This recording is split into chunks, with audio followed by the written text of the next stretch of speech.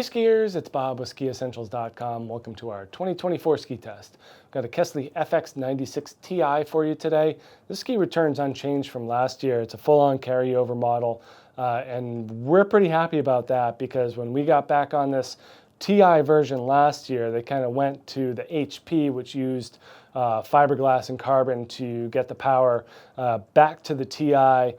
It really kind of reopened what this ski kind of should be in terms of this mid-90s powerful, rugged, all-mountain ski. The HP was great. It just happened to be a little bit on the light and flexible side. The Ti version takes it back and kind of delivers on, I would say, its intended personality of being just a very stable and strong ski with a lot of versatility. Certainly has that on-trail personality that gives it just a crisp, clean carving character, but also has some things to it that opens up all mountain format as well, just adding versatility to the mix, not just through the width, but also through some other elements that we can talk about as well. But the build is pretty sophisticated, definitely leads to kind of that higher price tag, but we got a blend of poplar and beech wood stringers through the middle chord of the ski. They are raised. There's kind of this raised section here where we see that denser wood kind of take up more vertical space in the core, and then they thin it to the end with a blend of poplar and paulownia. So thinner over the edges with the lighter woods. That just makes the ski a little bit quicker and more agile, just adds that kind of drifty mentality to it, while the center chord of the ski keeps that power and stability fully intact.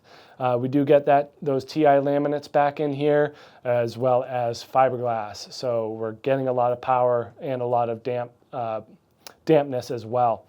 And then helping to keep the vibrations down, we get their Holotech as well, so they reduce mass from the shovel of the ski. That kind of returns the ski to its original state easier, so less mass, less vibrations, and just kind of combines with the rest of the ski to create that smooth and powerful character throughout. But yeah, great sophisticated build in this thing. Ends up being, a little bit heavier, but not too bad. It does feel like it wants to be on the ground more than kind of as more of a playful all-mountain ski. Certainly has more of that directional and powerful feel to it. Some camber underfoot, nice thick cores, nice thick core profile. And then, not a ton of rocker up here. It's really just kind of starts where the Holotech starts. And that just makes the very tip of the ski a little bit more flexible, but the rest of it feels like it's, basically bordering on race-like performance. But, where that rocker and the Holotech is where we see the greatest flex. And that just kind of helps keep the ski, playful and easy to turn in bumps, trees, soft snow, stuff like that. But once you hit that camber, the ski really starts to take off. And then some tail rocker, not a lot. Again, there's a lot of mid-90s skis out there that have considerably more tail rocker as well as more taper. It's not the overarching theme of this ski by a long shot. More of that squared off tail. And when it's combined with that metal, it really just makes this thing sing when it's in a carved turn. 16-meter turn radius here in the 172. So it's on the short side. You definitely feel the side cut of this ski bringing you around and creating those clean and round turns across the fall line.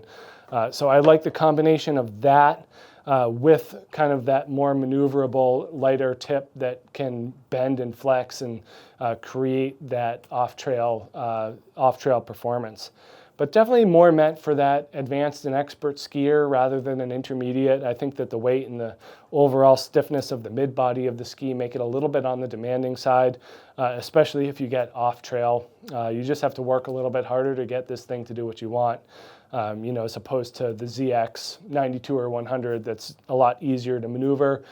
This FX 96 Ti definitely has more business potential to it. So make sure you check this thing out here at Skiessentials.com, and we will see you out there on the hill. Bye.